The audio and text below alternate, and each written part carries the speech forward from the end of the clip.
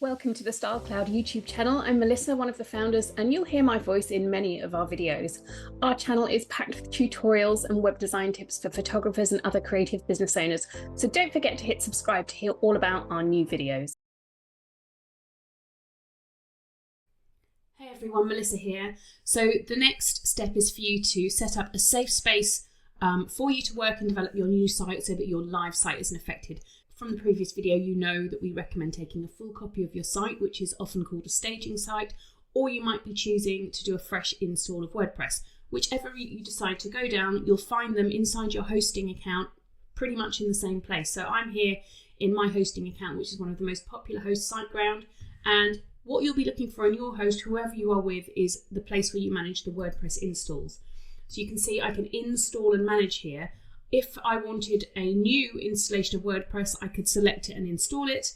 And you can either set it up as a subdirectory or a subdomain. You can basically set up a fresh install however you want to do it. So that's actually very straightforward, and nearly all hosts will just create your version of WordPress. You'll be emailed the login details and away you go. If you want to take a staging site though, what you're looking for is the word staging. So this is a very lightweight site that's got hardly anything on it, so it's a good opportunity. So I might call this Melissa's, and I always name these so it's really easy to recognize them. Melissa's staging site, and all I'm going to do is hit create. So these are things which tend to relate to your live site. So I would ignore all of those that just clutter. You don't need that. These are automatically generated logs which happen during any live install of WordPress. So ignore that and just hit confirm. And your hosting account might look different to this, but most will be clearly signposted. And of course, if you can't find it, do jump on a chat with your host and find out if this is a service they offer. A good reason to do that is because it might be a chance for you to temporarily upgrade. For example, the Siteground lowest package doesn't offer staging, but the middle package does.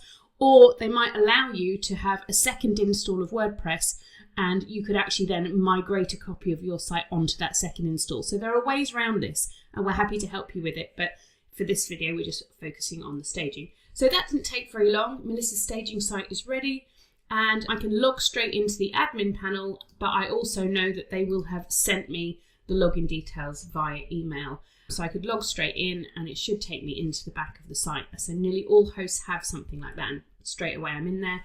You can see that it's got a completely different name. It's been set up, technically it's been set up as a subdomain, but you don't really need to worry about how or why it works. Just know that this is a complete copy of your existing site. It's not attached to your live site, and you can happily work away on it. And then when you are ready to push that back to live, all you're going to do is do full deploy or custom deploy. You can just copy back some things and it will overwrite your live site. So that's why we recommend staging. It's one of the easiest ways to do that. So if your host comes back to you and says, I'm sorry, we don't offer staging, and you're not in a position to upgrade, watch the next video and we're going to show you a way around that. And of course, you can just jump on chat anytime and ask us for our advice, and we'll be more than happy to help.